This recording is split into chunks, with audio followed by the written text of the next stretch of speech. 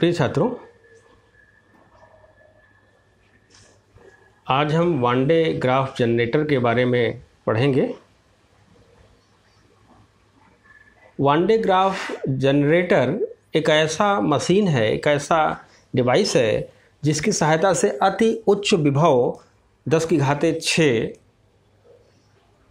Volt की कोटि का विभव उत्पन्न, मतलब 10 लाख वोल्ट की कोटि का विभव उत्पन्न किया जाता है।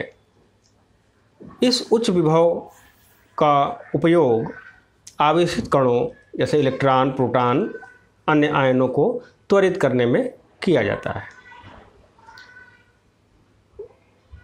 वन डे ग्राफ जनरेटर के कार्य करने का सिद्धांत हम समझते हैं। तो जो स्थिर वैद्युत दो स्थिर वैद्युत घटनाएं इसके सिद्धांत के रूप में हैं। पहला, किसी आवेशित चालक से वायु में वैद्युत विसर्जन उसके नुकीले सिरों से प्राथमिकता से होता है।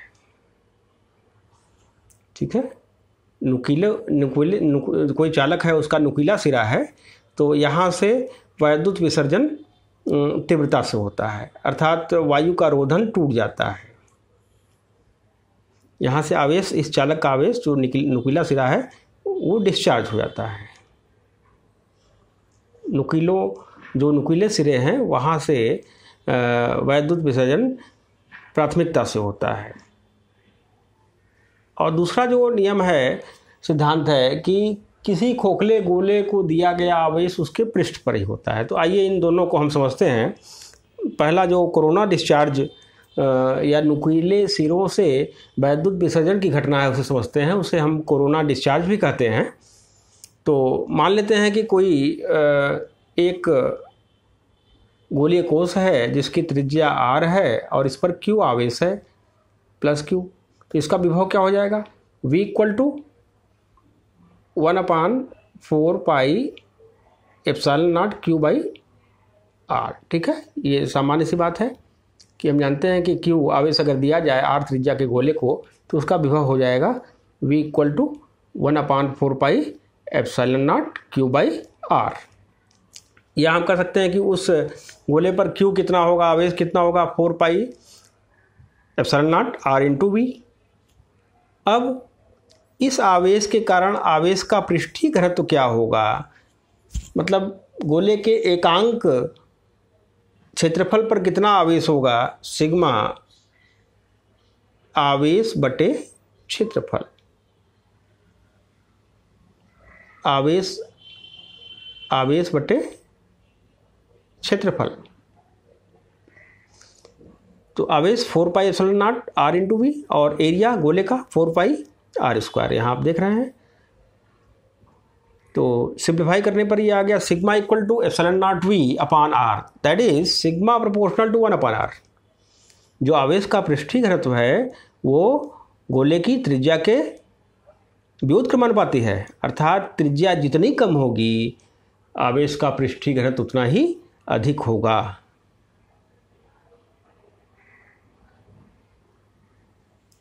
अब सिग्मा प्रोपोर्शनल टू 1/r,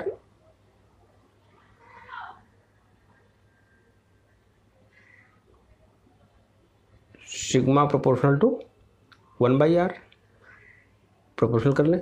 त्रिज्या जितनी कम होगी आवेश का पृष्ठीय घनत्व उतना ही अधिक होगा। साथ ही हम यह भी जानते हैं कि किसी चालक के ठीक बाहर वैद्युत क्षेत्र E = σ/ε0।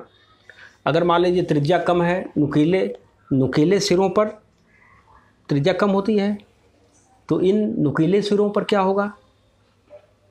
इस सूत्र से क्या होगा? त्रिज्या कम होने के कारण सिग्मा आवेश का पृष्ठीय घनत्व बढ़ जाएगा, और आवेश का पृष्ठीय घनत्व बढ़ जाएगा, सिग्मा बढ़ जाएगा, तो वहाँ पर वैद्युत क्षेत्र की तीव्रता क्या हो जाएगी? ये देखिए, E = σ/ε0। E अगर सिग्मा अधिक हो गया तो E भी अधिक हो गया, तो वहाँ वैद्युत क्षेत्र, नुकीले सिरों पर वैद्युत क्षेत्र बहुत ही प्रबल हो जाएगा। नुकीले सिरों पर स्ट्रांग इलेक्ट्रिक फील्ड क्रिएट हो जाएगा। ठीक है। और जब ये वैद्युत क्षेत्र इतना प्रबल हो जाएगा जो वायु के वैद्युत रोधन को भी तोड़ दे, ठीक है, जब ये फील्ड इतना प्रबल हो जाएगा कि वायु में भी आवेशों का प्रवाह होने लगे, तो उसे हम डिस्चार्ज या विसर्जन कहते हैं। तो नुकीले सिरों से आवेशों का विसर्जन प्राथमिकता से होता है, जिसे हम कोरोना विसर्जन या कोरोना डिस्चार्ज भी कहते हैं। एक तो ये सिद्धांत हो गया। दूसरी घटना जिसका जिक्र हुआ कि किसी गोलीय कोष को दिया गया आवेश उसके पृष्ठ पर, बाहरी पृष्ठ पर आता है, इसे समझते हैं। यहाँ देखिए, हमने दो गोलीय कोष लिए हैं, एक तो ए आप देख रहे हैं, एक बी। दोनों संकेंद्रीय हैं। गोला ए गोले बी के अंदर है। गोले ए की त्रिज्या स्मॉल आर और गोले बी की त्रिज्या कैपिटल आर मान लिया गया है, और इनको अंदर से तारों से जोड़ दिया गया, ए और बी को तार से जोड़ दिया गया है। अब माना कि ए पर क्यू आवेश है और बी पर कैपिटल क्यू आवेश है,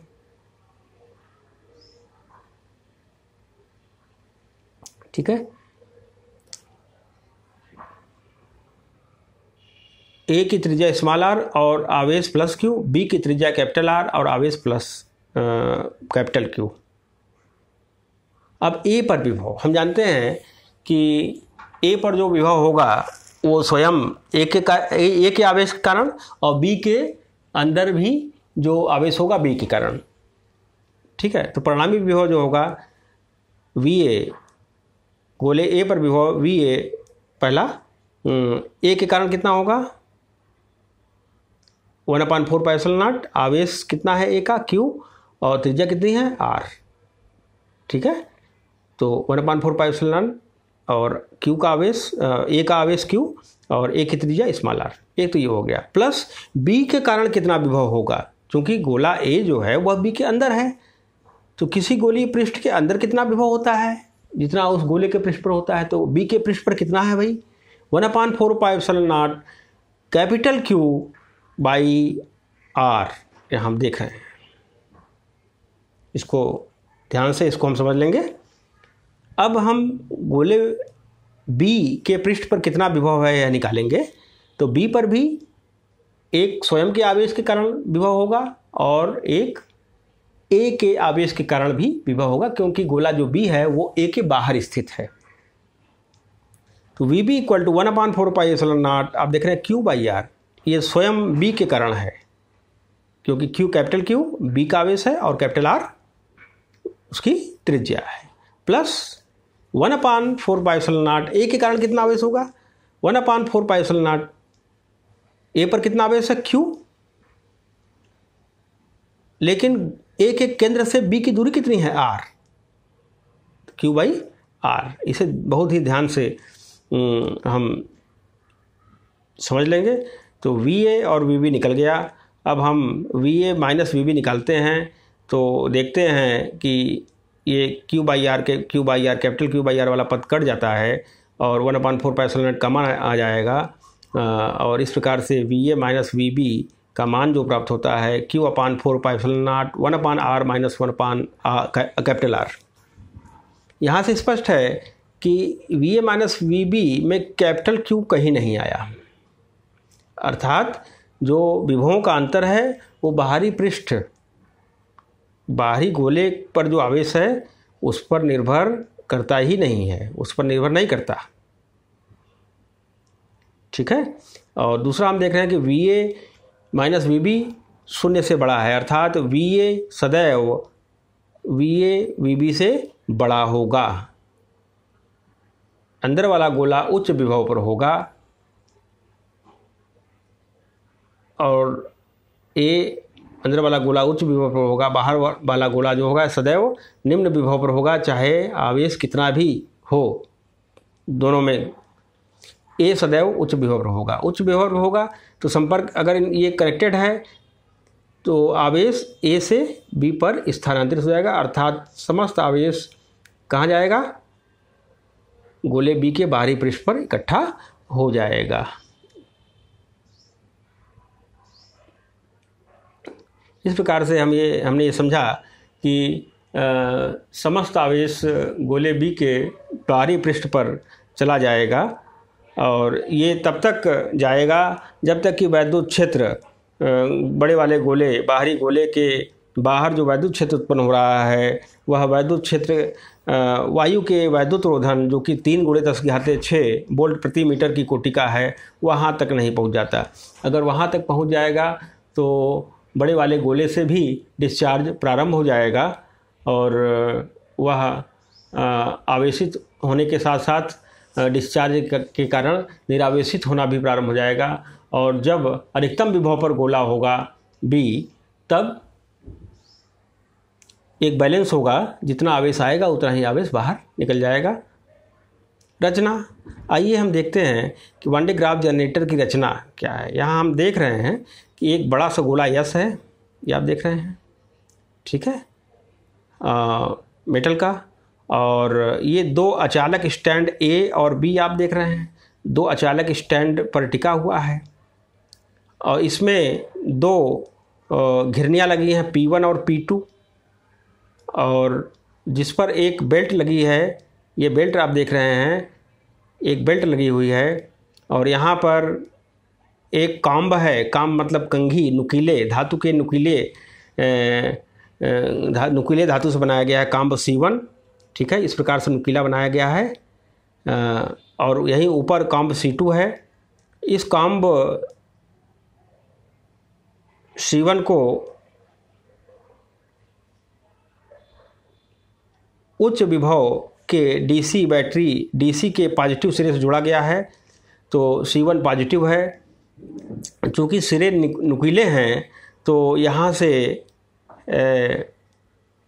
कोरोना डिस्चार्ज शुरू हो जा रहा है, अर्थात नुकीले सिरों से वैद्युत विसर्जन प्रारंभ हो जा रहा है। यहाँ से धनावेश निकलकर बेल्ट पर आ रहे हैं, बेल्ट मोटर द्वारा घुमाया जा रहा है और ये धनावेश बेल्ट से होते हुए C2 तक पहुँचते हैं और C2 भी नुकीला है जिससे यहाँ पर जो है ये धन आवेशों को ग्रहण कर ले रहा है और सीधे C2 का संपर्क S से है, बाहरी गोले से है। तो ये समस्त आवेश जो बेल्ट से होकर के जा रहे हैं वो गोले के बाहरी पृष्ठ अर्थात यस पर आ जा रहे हैं और यस का जो पृष्ठ है वह पूरा धनावेशित होता जा रहा है। इस प्रकार से इस जनरेटर का विभव बढ़ता ही जा रहा है।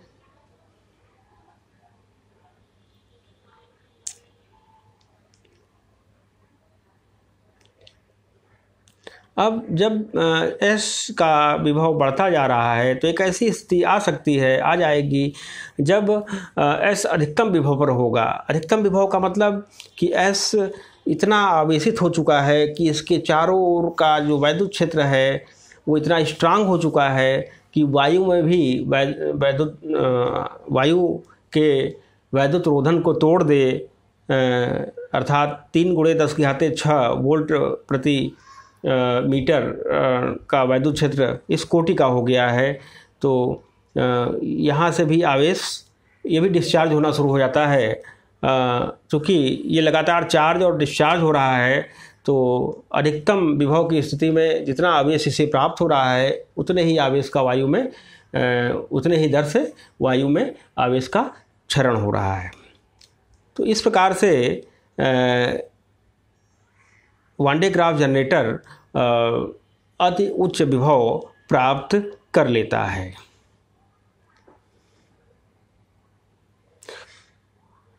गोले से आवेश का क्षरण रोकने के लिए जनित्र को पृथ्वी से संबंधित तथा उच्च दाब पर वायु भरे टैंक में रखा जाता है, जिससे काफ़ी अधिक उच्च विभव तक पहुंच जाता है। लेकिन उसके बाद भी वैद्युत विसर्जन तो प्रारंभ होगा ही।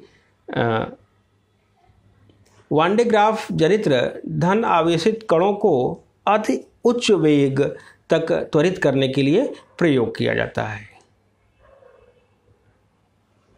धन्यवाद। आज के लिए बस इतना ही।